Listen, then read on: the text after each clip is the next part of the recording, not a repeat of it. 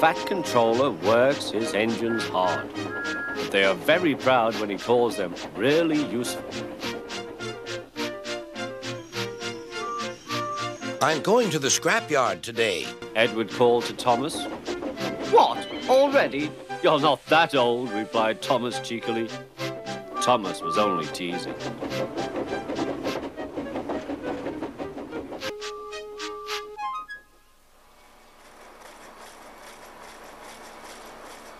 The scrapyard is full of rusty old cars and machinery. They are broken into pieces, loaded into trucks, and Edward pulls them to the steelworks where they are melted down and used again. Today, there was a surprise waiting for Edward in the yard. It was a traction engine. Hello, said Edward. You're not broken and rusty. What are you doing here? I'm Trevor. They're going to break me up next week. What a shame, said Edward. My driver says I only need some paint, polish and oil to be as good as new. But my master says I'm old-fashioned. Edward snorted. People say I'm old-fashioned, but I don't care. Sir Topham Hatt says I'm a useful engine. What work did you do? My master would send us from farm to farm. We threshed corn, hauled logs and did lots of other work. The children loved to see us. Trevor shut his eyes, remembering.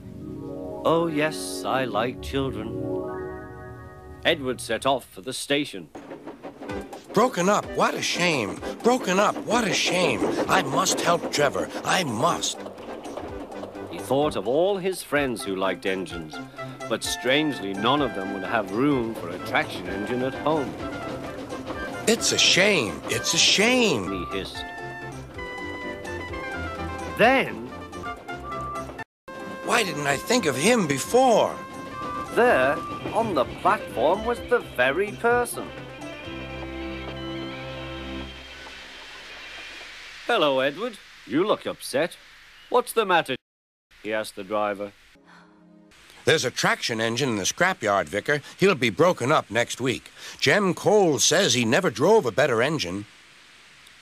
Do save him, sir. He saws wood and gives children rides. We'll see, replied the vicar. Jem Cole came on Saturday. The Reverend's coming to see you, Trevor. Maybe he'll buy you. Do you think he will? asked Trevor. He will when I've lit your fire and cleaned you up. The vicar and his two boys arrived that evening. Trevor hadn't felt so happy for months. He chuffered about the yard.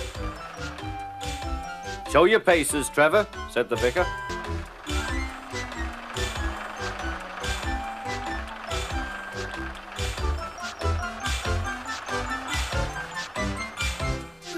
Later, he came out of the office smiling.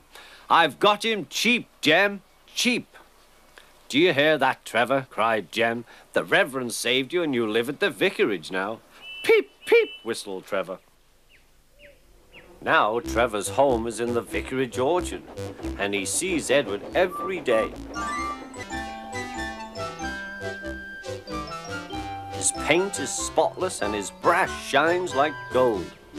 Trevor likes his work, but his happiest day is the church fete. With a wooden seat bolted to his bunker, he chuffers round the orchard, giving rides to children.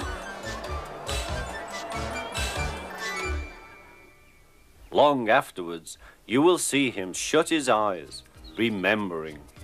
I like children.